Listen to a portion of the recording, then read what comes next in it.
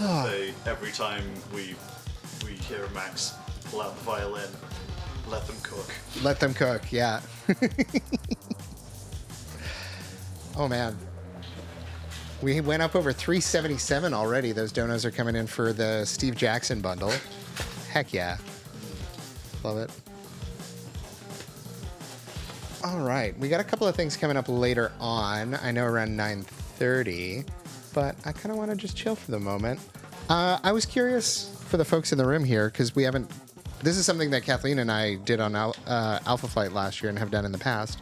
And it's come up occasionally, but I don't think it's come up on Night Watch this year. What music have people been listening to lately? What albums would you recommend to our friends out there in chat if you have one? I got one. As of like a couple of days ago, a band that I really like called Lawrence got nominated for a Grammy. Ooh.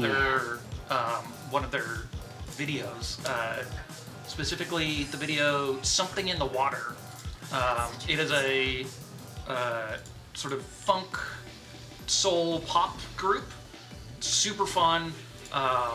The Something in the Water video is from their acoustic-ish playlist, which is all just like phenomenal stuff. They've got like 8 backup singers from different bands that are also all phenomenal singers, and they go through... Yeah, and then they like each get their own sort of like dedicated little riff section at the end of it. We could just watch a Lawrence video. Yeah, we could. Honestly, that would be a great use of our time. Yeah, we would fall into a musical very quickly, and then it would be like 11:30 p.m. Yeah. But I'm making a note for myself for Lawrence later is when really I'm off. good.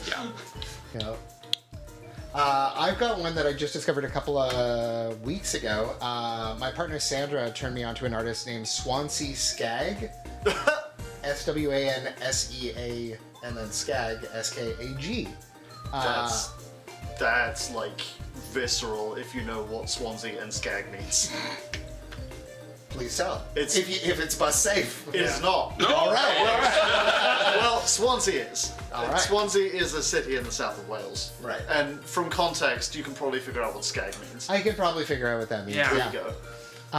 But they are an independent artist that has like a little bit of overlap with kind of sort of guitar, and like we described it as like what if Bright Eyes was 18 and making music now.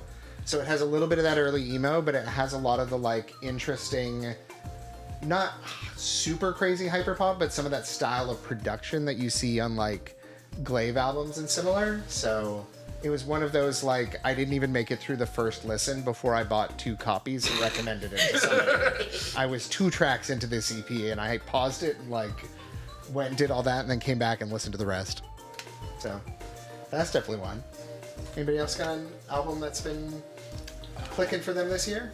The new Alabama Shakes album. I was just trying to find the title. I couldn't find it fast enough, but Chad will probably know. Yeah, Chad has got us. And Brittany Howard's the vocal and guitar lead of Alabama Shakes had an album, 2 albums between Alabama Shakes albums that were both great. So look into that. Just found the new Demi Lovato album last week. Is there a new one? It's called It's Not That Deep. I think it's very fresh. Okay. Then I haven't heard that one yet, because there was the really good one, and then there was the one after that. I know exactly what you mean. So if this is a new one, great. Released I'll check it on out. October 24th, 2025. Okay, yeah, Oh, that's yeah, a brand new look one. at I haven't that. heard that one yet. Yep. All right. I was in the bus zone by that point. Yeah. I saw a hand over there from Adsy. What do you got? Yeah, me and my wife both have been going through the extended discography of Dan Avidan. Okay. Which is he's in a bunch of different bands. Yeah. The most notable of which is Ninja Sex Party. Oh, yeah. Oh, I know Ninja Sex Party. Yeah. But and like the best stuff he's done for Ninja Sex Party is not the obscene songs. Even though there's a song called Galaxy Hamster, which has one of the hardest lines I've ever heard ever, which is just, it's a song about a hamster fighting in space, and then suddenly there's just this break of, only the dead have seen the end of war, and then it goes in again. That's a quote from Plato. Yeah. But like a lot of his stuff in the the Under the Covers albums, where because he's got a voice that just lends itself perfectly to like the 1980s like bangers and ballads, and yeah, he's fantastic. I can listen to that all day. Nice. So hilariously, I was actually going to mention Shadow Academy, which is one of his Yes. bands. Yeah. They put out an album this year called Prisms, and it's very good. It's unbelievably good. Oh, I love it so much. And I mentioned their first album 2 years ago, and I was about to mention them again too. Yeah.